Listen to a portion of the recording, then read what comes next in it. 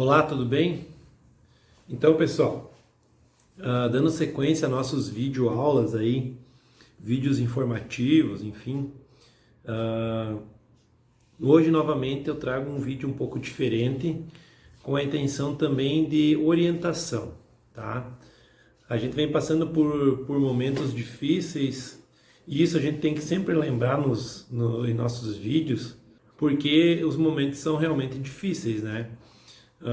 As coisas nunca ninguém imaginou que algo desse tipo pudesse acontecer, em que a gente, devido a um fator aí viral, fosse privado de fazer as coisas que habitualmente a gente fazia.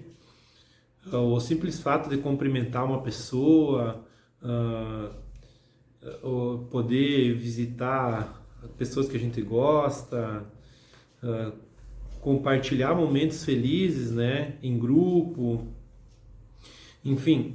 Então tudo isso faz a gente refletir bastante o tempo inteiro, né?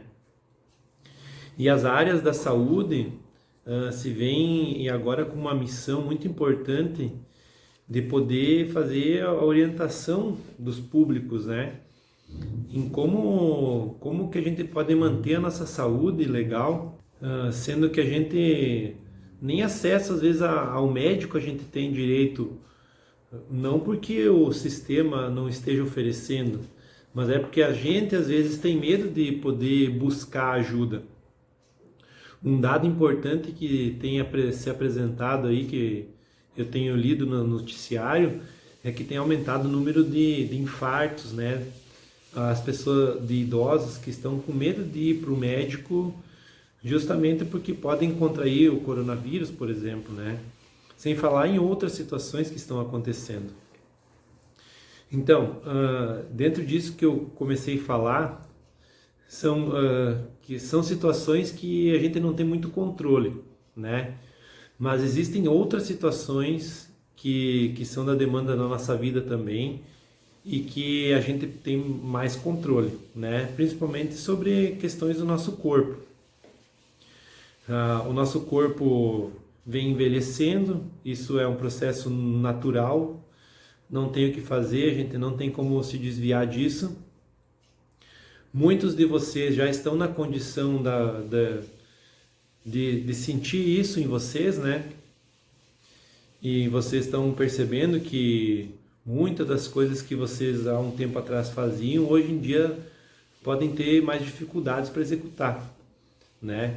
E aqui eu quero falar de uma maneira assim, respeitando muito o público, vocês, né, nossos alunos, enfim, mas falar da velhice é realmente falar de uma condição onde a pessoa está mais debilitada, né? Então a gente não vai ser forte para sempre, a gente não vai ter disposição para sempre, mas a gente pode, como eu falei agora há pouco, a gente tem um controle sobre isso, a gente pode retardar o quanto for possível. Claro, se a gente tiver uma condição genética que nos ajude e a gente não tiver nada que possa agravar a nossa condição de saúde, tipo essas doenças crônicas não transmissíveis, né? Os diabetes, a hipertensão, colesterol alto, enfim, série de doenças que a obesidade, série de doenças que a gente adquire ao longo da vida, às vezes por cuidar pouco da gente, né? A gente dá muito valor ao trabalho, pouco valor para a saúde e para a vida da gente, né? Então o vídeo que eu vou estar fazendo hoje tem a intenção de orientar vocês sobre um aspecto que vocês podem melhorar, tá? Depende basicamente de vocês. Só é preciso escutar, né, e seguir as orientações, tá bom? Eu vou falar sobre a sarcopenia, tá legal? A sarcopenia é uma condição que acontece devido à senescência, que é o processo de envelhecimento do organismo, tá? Sarcopenia, ela vem então aí de uma palavra grega, né, juntando sarco e penia, que seria a carência de carne ou a diminuição da carne, que a massa muscular nada mais é que a carne, né, entre aspas, os músculos. Então a tendência disso acontecer a partir dos 60 anos é muito grande. Então a sarcopenia ela é uma condição da pessoa mais velha que pode ser retardada, tá bom? Mas normalmente o que acontece? Essa condição ela não é retardada porque a pessoa não vai atrás para poder melhorar. Ela só vai atrás quando ela está na condição pior de todas, né? E às vezes ainda consegue reverter. Só que em muitos casos é difícil a reversão e aí os processos que começam a debilitar o organismo aumentam muito, né? Então eu vou estar falando um pouquinho mais sobre isso. Bom, o corpo basicamente é constituído de proteínas, né? Então as proteínas é que dão constituição aos tecidos, enfim, músculos, e a maior parte da proteína corporal está no músculo, né? E basicamente a cada 10 dias o organismo troca todas as proteínas. Cada tecido tem um tempo, né? Por exemplo, o miocárdio, que é o músculo do coração, a cada mês ele troca todas as suas proteínas, né? E é por isso que, às vezes, nesse processo de troca de proteínas, é que se desenvolvem algumas doenças, né? Tipo o câncer, por exemplo. Que às vezes algumas células quer se desenvolver demais e acontece, enfim, pode acontecer, né? Então, a cada 10 dias, mais ou menos, a gente tem a troca de todas essas células proteicas aí, né? E essa troca, ela vai acontecendo para poder deixar o corpo sempre mais eficiente, porque as células velhas vão perdendo a sua capacidade e elas vão se trocando para poder manter a qualidade do seu funcionamento. E essa qualidade de funcionamento, ela é baseada num dos princípios da vida, que é o princípio do movimento, né? Se tratando aí a nível neural, o princípio motor. E com o processo de senescência, que é o processo de envelhecimento do organismo, é natural que tudo comece a ficar mais devagar, tá? Então, esse processo também de troca, ele acaba ficando mais lento, de modo que acaba afetando todo o ciclo, todo esse ciclo de transformação do organismo, né? A gente tem uma diminuição na secreção de hormônios, a gente tem uma diminuição no ritmo de regeneração do organismo, né? E se tratando de questões desse processo de regeneração, aí a gente tem que trabalhar a nível neural, né? E esse processo de neural, assim, ele diminui bastante também. Existem umas células que são chamadas células satélites. Elas nos acompanham desde que a gente nasce. Então, elas contribuem para fazer o crescimento muscular acontecer, para fazer com que aconteça a regeneração de células musculares na medida em que elas são danificadas, né? E a manutenção também. Mas só que essas células satélites acabam reduzindo a sua quantidade de trabalho também. E o que acontece é a redução da construção muscular. Claro, não é só a questão do envelhecimento em si que contribui para que isso aconteça, né? Existem diversos cofatores que contribuem. Cofatores seriam situações determinantes, assim, por exemplo, o uso de medicamentos, o sedentarismo, o abuso de álcool, drogas, enfim, se isso pode ter acontecido para alguém durante a vida, né?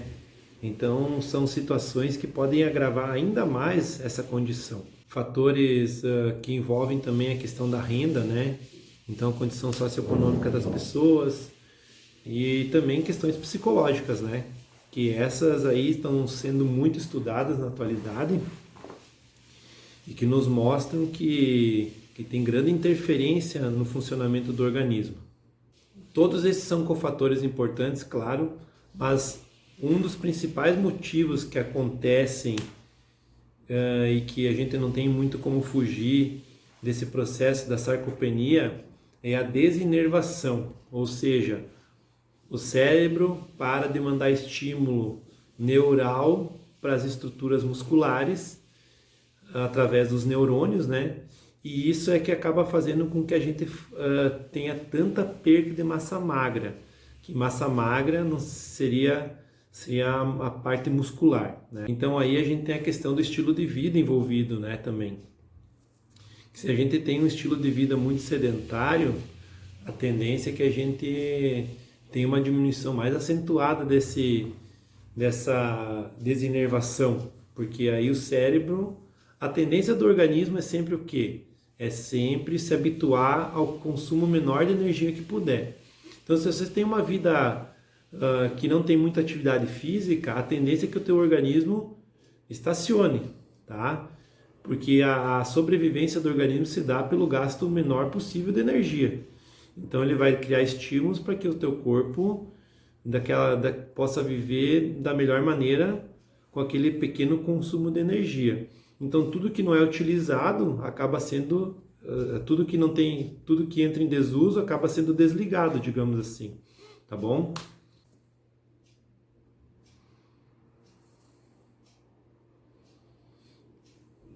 Então as atrofias acontecem dessa maneira. E a inatividade física, ela vem mostrando que aumenta e muito o risco de morte precoce, né? Mas uma coisa interessante, mesmo que o corpo pare de utilizar aí a questão neural ou de mandar estímulo para a musculatura, o corpo não perde a capacidade de construir proteína, né? Que são duas coisas diferentes. Mas ao mesmo tempo, se você não tem estímulo nervoso, não tem como ter crescimento muscular, tá bom? E aí a gente tem um fator associado. As pessoas, quando vão, na medida que vão envelhecendo, elas acabam consumindo muito menos proteínas também, né? É claro, eu não sou nutricionista, eu não quero falar mais aprofundadamente sobre essa questão aqui, nem questões de dieta, mas o consumo menor de proteínas também contribui muito para que a gente tenha uma diminuição na construção muscular, porque a proteína é o principal tijolinho ali da nossa musculatura, né? E a gente tendo um consumo menor, a gente não consegue fazer com que esse músculo fique forte também, né? Mas como eu disse, esse é um assunto para uma pessoa mais especializada na área nutricional. Então todas as atividades da nossa vida são correlacionadas, exercício físico, nutrição, a parte fisioterápica, enfim, todas essas psicológica, tudo isso está envolvido, né?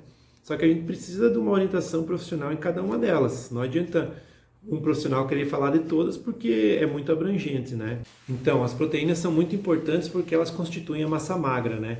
E a massa magra é uma fonte muito importante de proteção do organismo. Porque muitas das infecções que acontecem, às vezes a própria massa muscular gera energia para se proteger, por exemplo, através da construção de anticorpos, né?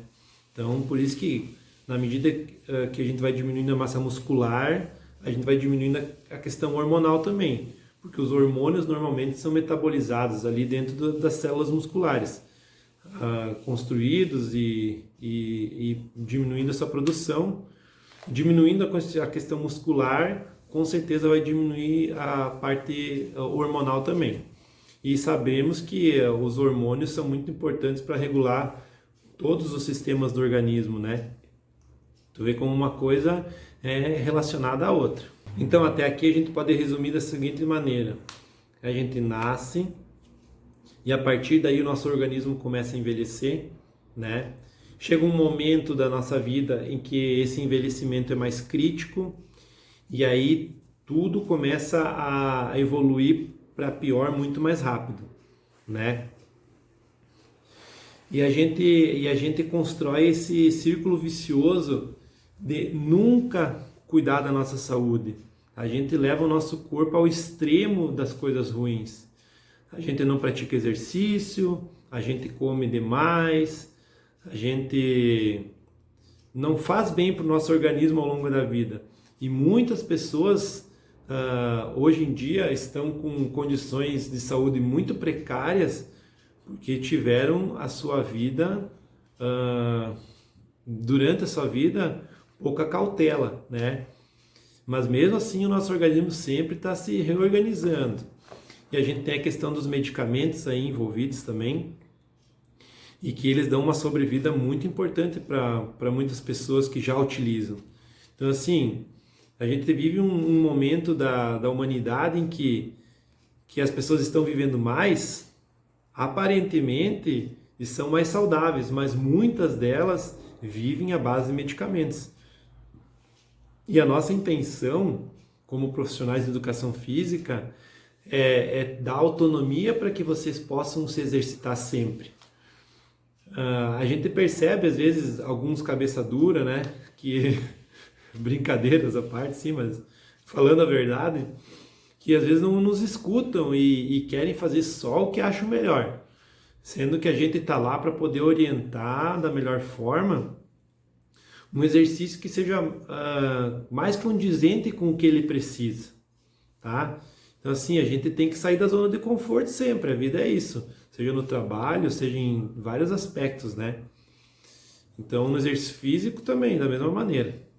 Bom, e por que eu criei o interesse também em fazer esse vídeo? Porque pelas andanças por aí, conversando com algumas pessoas, eu observei que alguns dos idosos que eu orientava, assim, estavam emagrecendo, né? E muitos gostaram de estar emagrecendo. Mas aí é um fator complicado, porque a gente normalmente não tem como avaliar isso, né? São exames que têm que ser feitos e também tem a condição de a gente perceber como é que está a nossa saúde, enfim, né? E a gente acaba não indo muito atrás. Mas muitas vezes esse emagrecimento está envolvido com a perca de massa muscular, né? E o aumento da gordura corporal, o que não é muito bom. E acaba acontecendo essa troca aí porque as células de gordura normalmente funcionam melhor aerobicamente e tem mais energia. Então, esse processo aí acaba fazendo com que a gente fique mais magro, mas isso não é muito saudável, porque a gente está perdendo massa muscular, né? Após os 50 anos de idade, quando a gente começa a nos aproximar do peso que a gente tinha na juventude, a gente vai estar com o mesmo peso de massa magra que a gente tinha na juventude. A gente está aí com, muitas vezes, em muitos casos, com um peso de massa gorda muito alto e um peso de massa magra diminuindo. Com isso também a gente tem a questão da diminuição da densidade óssea e muitas pessoas, muitos idosos têm associado a sua perca de massa muscular à osteopenia ou à osteoporose. Então, assim, você pega um fator aí de fraqueza muscular, juntamente com a estrutura óssea, o esqueleto mais fraco, você pega qualquer tombo que uma pessoa possa cair, isso aí é um fator de risco de morte muito elevado, né? Então, a gente tem que trabalhar na condição de poder reduzir esses riscos, porque reduzindo a massa muscular, a gente reduz a capacidade funcional. O que seria isso? Seria diminuir a capacidade de poder realizar nossas atividades diárias normais, né? E podendo acarretar nessas condições que eu falei agora um pouco. Trazendo um dado aí também, um idoso acamado pode perder, pela condição só de ser idoso mesmo, cerca de 95 gramas de massa muscular por dia, né? E se tu for comparar isso ao jovem, por exemplo, na mesma condição acamada, ele perde 14 gramas em média. Então, para você ver como esse processo aí é bem desenvolvido no idoso, né? Mas, assim, a questão só de perder massa magra, ela não necessariamente desenvolve, não é a sarcopenia. Então, a massa magra sendo perdida, você pode ser considerado aí um pré-sarcopênico, tá bom? Então existem 3 níveis mais ou menos que podem ser, podem definir a pessoa o idoso com sarcopenia. São elas então, vou olhar minha colinha aqui, segundo a classificação da União Geriátrica Europeia, é ela que define esses níveis, né? Esses 3 níveis então. O primeiro nível seria considerado nível leve, que é apenas a perca de massa muscular, tá? Então é uma pessoa que é pré-sarcopênica, né? Então ela só está perdendo massa muscular. O segundo estágio, então, ele é o moderado. É quando a pessoa perde massa muscular e junto com isso ele perde força ou performance, né? Então ela vai começar a perder força junto com a perca de massa muscular, ou vai começar a perder rendimento para fazer essas atividades junto com a perca de massa muscular, né? E no terceiro estágio, então, que é o estágio grave, a pessoa perde massa muscular, ela perde força e ela perde performance. Então é quando a pessoa começa a ficar fraca, né? Que você percebe que a pessoa está perdendo sua capacidade de realizar tudo que normalmente fazia. Quando não, já começa a ficar fraca para poder trazer as compras do mercado, para fazer atividades diárias, assim, da vida diária também. Então aí a pessoa já está no estágio mais avançado. Mas olha que interessante, como o nosso organismo é uma máquina perfeita, como se diz, né? A sarcopenia, por mais que ela esteja no estágio mais avançado, ela ainda assim não precisa de medicamentos para poder ter uma mudança no quadro, né? Não digo que teria reversão, mas sem medicamentos, mas com a mudança no estilo de vida, isso pode contribuir para que alguma coisa possa ser melhorada. Claro, vou abrir um parênteses e dizer o seguinte: uma pessoa que aparentemente está saudável, não tem nenhuma outra condição que possa agravar essa situação, tá bom? Então, assim, o ideal seria nunca espere até que a condição grave apareça para você vá atrás. Procure começar a fazer isso antes, cuide da sua vida antes, tá bom?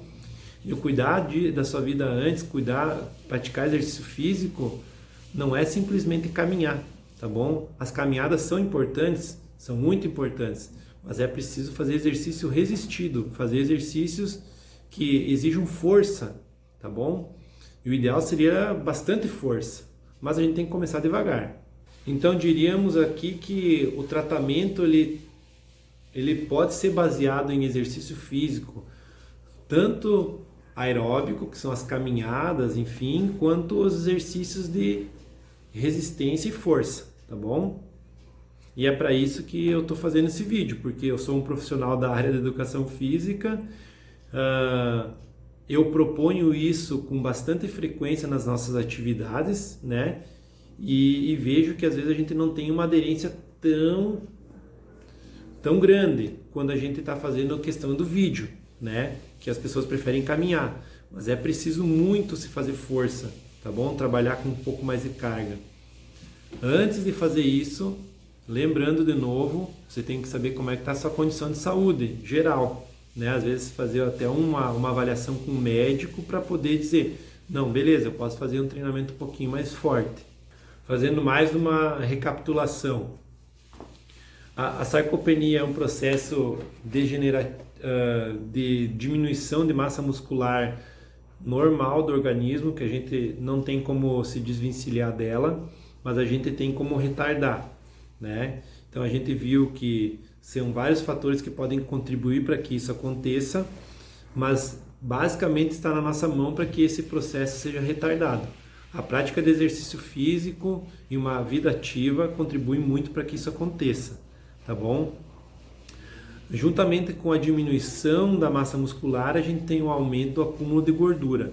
E a gente tem principalmente um acúmulo de gordura visceral, que é aquela gordura que fica no centro do corpo, aí na parte abdominal, né? As mulheres ainda têm um pouco mais de sorte, que a gordura acaba acumulando mais na região de quadril, e isso acaba reduzindo os riscos de morte precoce, né? Porque a gordura visceral ela é muito mais prejudicial. E a gente vê homens com bastante gordura acumulada nessa região principalmente. Não que as mulheres não tenham também, claro que tem. Mas no homem a predominância é maior, ficar com a barriga maior, né? Então a gente vê isso e isso também não tem muito o que fazer de diferente, a não ser tomar esses cuidados que eu estou falando aí, né? Então, por isso que para o funcionamento normal do coração, para melhorar a condição cardiorrespiratória, exercícios aeróbicos contribuem muito, ajudam também a reduzir essa questão de gordura corporal, contribuem, mas exercícios de força estimulam a parte nervosa, estimulam a parte neural.